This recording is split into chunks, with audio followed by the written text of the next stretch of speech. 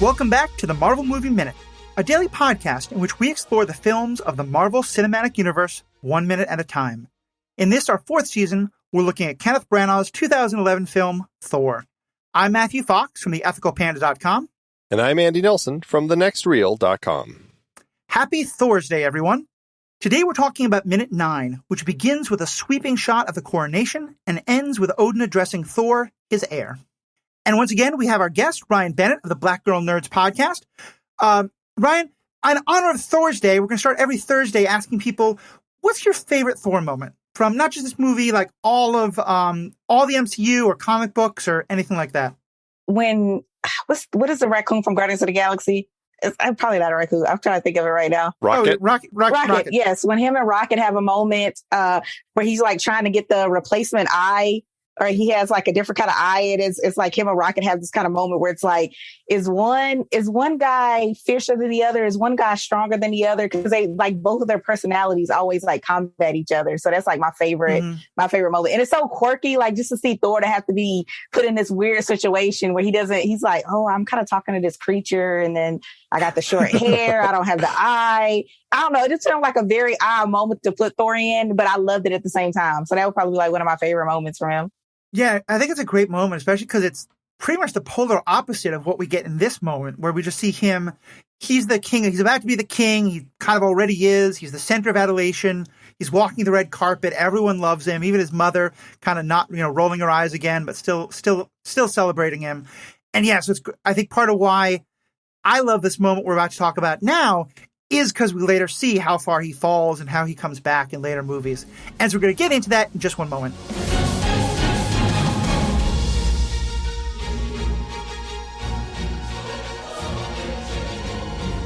Want to wear some Marvel Movie Minute inspired clothing?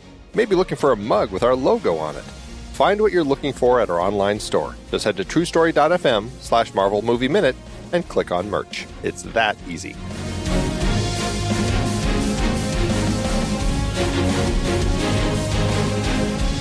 So we're talking again about the 9th minute of Thor. And Ryan, what grabbed you about this minute? Definitely the end. Because I like any kind of Odin Thor moment, because they both are very like, hello, it's me, I'm here. They both fight for that control. So I love that about this minute. It's very focused on them. And, what side of Thor are we going to get? Is he backing down off the arrogance? Is it still riding? Because we're still very much in the very beginning of it. So yeah, that for me is, I just love their interaction. Anytime we get an Odin and Thor moment, I love that. When we kind of get that for the whole thing, because the minute starts with Thor hamming it up, bowing to the crowd. And Odin has this look on his face that I'm not sure if it's just stern or I took it as very disapproving. Kind of like, come on, this is not what you're supposed to be doing here. Right. What was your take on that? It totally is a moment where Odin is looking at his son like, wondering if he wants to go forward with his coronation. Like he's just watching his son, just like, I mean, Thor is so over the top and so not Odin. Right. And I think that's what's so funny about it, because Odin, just like every time we cut to Odin, it's just the sternest look of this one-eyed guy dressed all in gold, just looking at him with not a fleck of movement. It's just stone cold. I love it. As he starts walking down, the crowd is going wild. There's one person in the crowd who is just really into it. He has both hands above his head. And I kind of had a fun moment. You only catch it for a second or two. I've had friends who are extras in movies, and they say that, the difference between, like, sometimes you're told just celebrate, whatever that looks like for you. And other times you're told, like, you're going to do this, you're going to do this, you're going to do this. Do you think Branagh had that guy waving both hands, or is that an extra just really getting into that moment? It's so funny.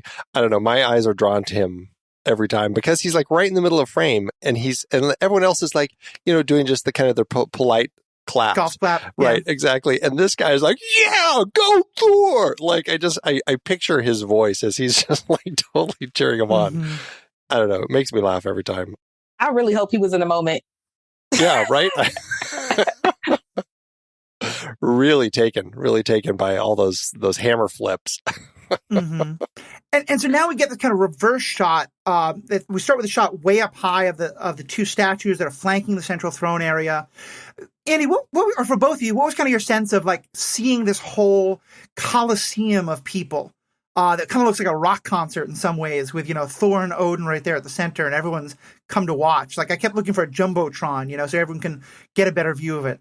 It's pretty gargantuan, the space that we're in here, and the fact that like I'm curious, like, is this entire thing considered the throne room, or is the throne room considered just like that little central teardrop shape room? Kind of, it's separated by some columns and stuff.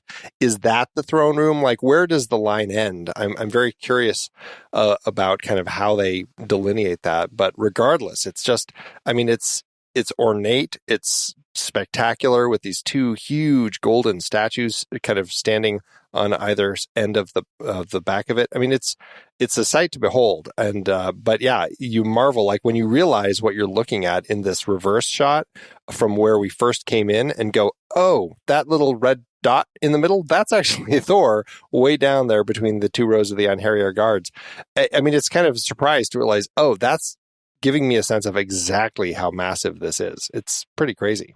Yeah. Do you take attendance? Like, does it really matter if you weren't there to see it? Because I'm like, can you really tell if I'm in the back paying attention or not? That's one of the first thoughts that came to me. But yeah, I loved how grand it is. Like, it's just leading more to like, oh, these are guys and we're in Asgard and what's next? And, what do they all control? Just very, very grandiose. And you're like, okay, what's next? What else big is gonna come and happen? And does everybody have to turn their weapons in, or was it just the people in the little teardrop-shaped kind of central area? Because if it was everybody, they have to have a big room to handle all the weapons that are coming in. That's quite a door check that you have to deal with. I hope that person's getting a lot of tips. Yeah.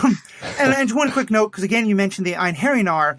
Here again, I think is a moment where Stan Lee or Jack Kirby just like found a cool word somewhere about the mythology and used it. Because what it actually means, the translation directly from Norse is army of one. And what it refers to specifically is warriors who've fallen in battle and are brought to Valhalla by the Valkyries. So to me, I just kind of when I looked that up and saw like, okay, we've got this like line of identical warriors that all pretty much look the same, ready to fight. It's like, yeah, okay. So they just found a cool word. Awesome. Go for it. Lee and Kirby, you gave us something great here. So we get that moment where Thor winks and Frigga clearly disapproves, but I still see that kind of smile on her face of like, oh, Thor, I think it's more just sort of like, Ryan, you said yesterday, don't do it when Dad's around. The look I get from her is like, Dad's watching. Yeah, absolutely. It's very much like, can you just wait till later? We talked about this. Like, we just get the coronation done and you can do your little craziness and your boy stuff. She kind of looks something like, oh, that's just boys for you.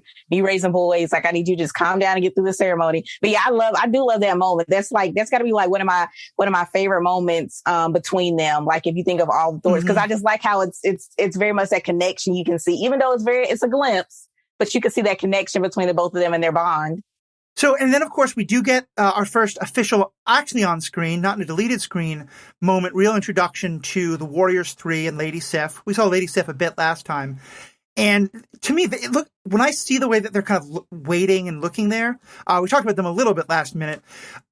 They look to me like a wedding party, kind of like the groomsmen and all the groom's attendants kind of lined up waiting for him to come to the altar. It totally made me feel like this was some sort of a wedding or something, because it does seem like these are his groomsmen on one side, and then on the other side you have his mom and brother and Lady Sif, and so it's a strange lineup that they have here. And I mean, I've never been to a coronation. I don't know who all is in line and all these sorts of things, but it seemed like there probably would be some other royal type of people who would also be lined up here. Yeah. In the Netflix show The Crown, I remember there's a brief moment before Elizabeth's coronation where she mentions that it is kind of like a wedding because she's getting married to Great Britain. And so, yeah, that the coronation as wedding kind of makes sense. Andy, you want to take a minute now and tell us about the actors who are playing the Warriors 3? Yeah, absolutely. So we've got Hogan the Grim, played by Tadanobu Asano. Fandral is played by Josh Dallas. And this is actually an interesting one because rarely do people end up getting recast in the Marvel Cinematic Universe. They tend to like people, even if it's a tiny part, to come on for the entirety. Obviously, that was broken right out of the gate with the continuity from Iron Man to Iron Man 2 with the change of Rhodey. But here, Fandral is actually Josh Dallas, who plays Fandral, could not come back for the second film, and so he's been recast in the other films. And last but not least, we have Volstagg, played by Ray Stevenson. Now, as far as IMDb, I'm curious if either of you would be able to name anything that either of these had been in. Let's start with Tadanobu Asano. He's been in some stuff, but I'm not sure you'd be able to guess. I'll just tell you. On IMDb, he's known for Mongol, The Rise of Genghis Khan. He was in Battleship, which I don't know if that's a good thing to be known for or not, but he was in it. And then, of course, Thor Ragnarok and this film, Thor. So he is the very grim Hogun, which, I like the way that he plays it. But, when your character's name is Hogun the Grim, I guess your job is to be grim. And he does that. Next up is Josh Dallas, who plays Fandral. He is known for this film, Thor, Zootopia, in which he plays Frantic Pig, Manifest, the TV show, and Once Upon a Time, which is the TV show that he was busy with that kept him from being in the other Thor films. His that's the one I was gonna make. That's the only one I knew. Like when you listed all, that's the only person I knew was that from that TV show. Because I think his wife was in there with him, right? I don't know if they're still married. I know there was like a relationship going on, like whoever his castmate was. Was that Jennifer Goodwin? I think, yeah. Unless they're not, they might not see it's Hollywood, so they might not be together anymore. Because I know it's been a while for the show. Yeah. So I know they have tons of seasons, but I got into there because I kind of like fairy tales, but I didn't finish. So I wish I kind of finished and see where it ended up. I'm glad you know, because I don't know anything that these three actors have been in. Last but not least, we have Ray Stevenson. Okay, so you don't know anything that he was in. Do you have anything else, Ryan, that he might have been in? No, the name, it's going to irk me because the name sounds familiar. So I know you're going to do some stuff and I'll be like, oh, I should have guessed it. Well, it's tricky. I don't think you would have necessarily been able to pull this, Matthew, but he played Gar Saxon in Star Wars: The Clone Wars.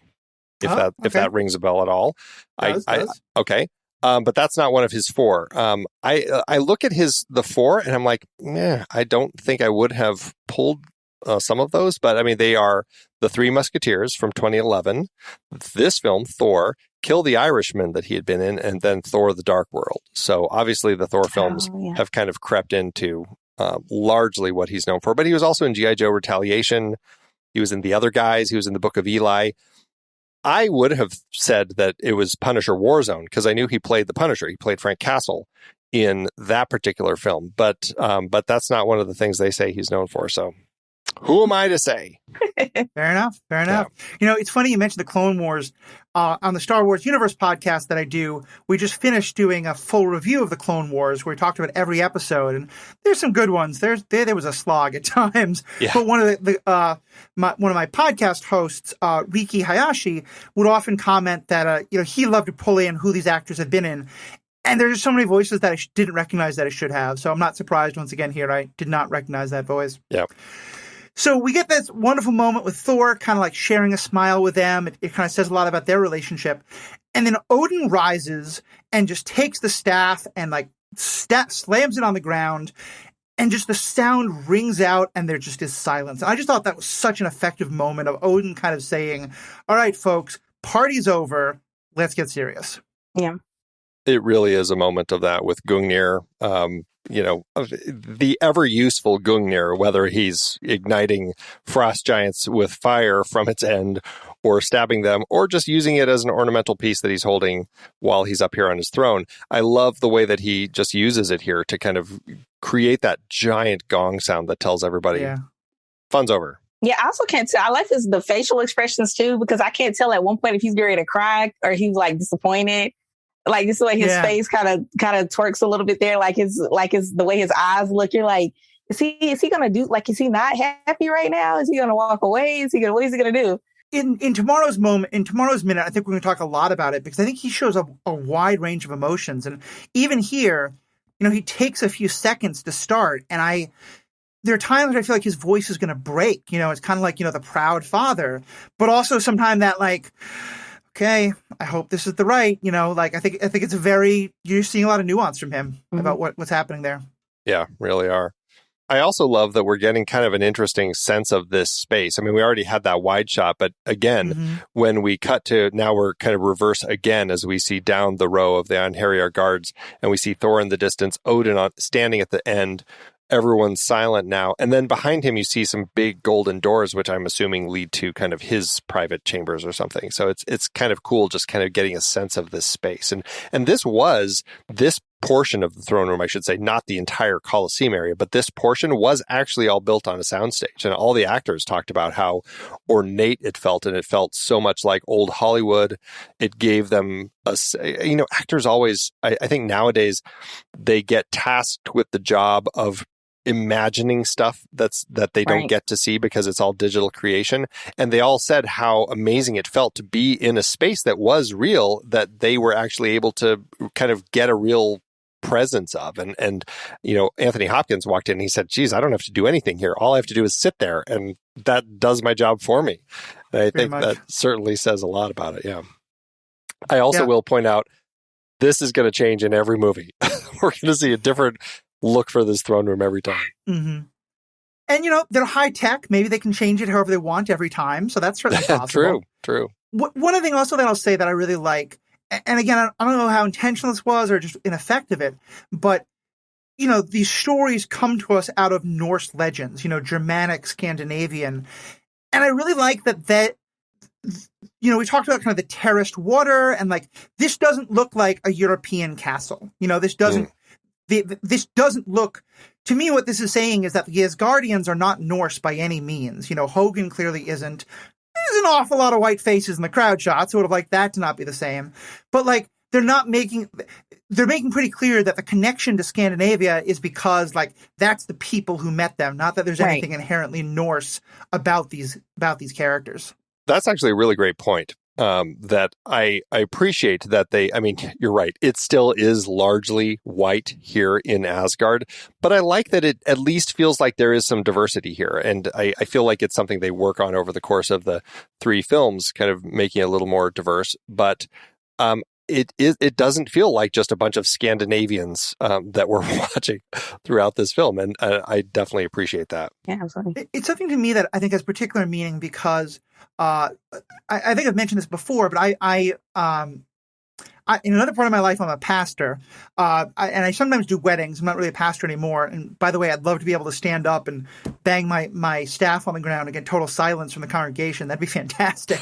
But, one of the religious groups that I've spent a lot of time with is there are a number of people in our world, in Scandinavia and here and all over the world, for whom these stories are still the basis of their religion. Norse pagans or heathen or Asatru, they'll often call themselves.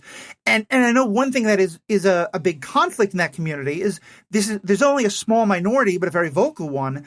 There is a part of that community that is deeply racist and really wants the Norse stories to be very much, Aryan stories, white stories, etc. And so, again, I don't know if they had any awareness of that when making this movie or with later movies, but having it be a diverse, at least barely diverse setting, but not Germanic at least, diverse European, which is kind of horrible. That's the standard. But to me, at least, that really means something because, knowing the kind of horrific things a lot of people do with these stories, having this very clearly not be that, I thought was important. Yeah, any kind of difference that's one thing that I think that's always kind of pulled me to the MCU. Anything that gives you something that makes you take a pause and makes you think something different than the norm, I feel is always supported because everybody's different when they look at these films. Like, you got to remember who your audience is. So I love that the MCU slowly, especially these days, is realizing, look, I need something different. I want something that catches the eye that looks like the people that are watching these films. Definitely.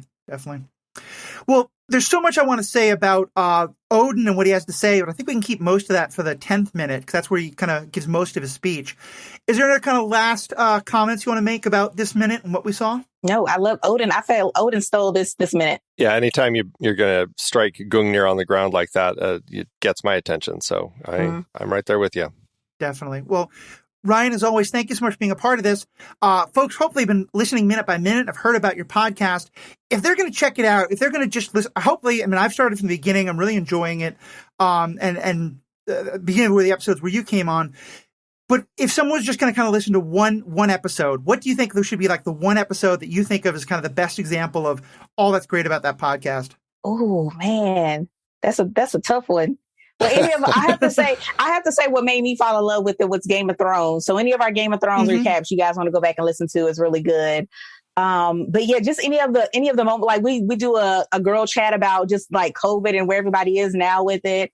We have a moment where we talk about like some of the new releases for like Disney, just any of those. I think it was like a D23 episode, just any of those moments where we really get to chat. Kind of like what I'm enjoying talking with you guys about, like anytime you get to really like just dive in and it kind of takes you on your own journey when you're recapping these movies and recapping these films is like the fun part of all this. Mm-hmm. Yeah. I tend to think the reason I got started is because my buddy and I, we used to love to have these conversations and like have this weird thought at 3 a.m. of, have you ever thought about what happens in this scene? And, our partners were a little tired of us, bugging them about it. So I thought, let's bug each other and bug the rest of the world. So it's a lot of fun. Yeah, that's what it's all about. Bug each other. Yeah. And you guys go listen to it. And you know what? Thank you guys. It's so much fun talking with you guys. I appreciate it. And Black Girl Nerds on all your social media platforms. Awesome. Definitely. Check that out. Check out my podcast, Superhero Ethics and Star Wars Universe Podcast. Tune in next time. We're going to get into Odin's speech. And more than anything, thank you, Ryan. Thank you to our audience. And have a great day. Until next time, true believers.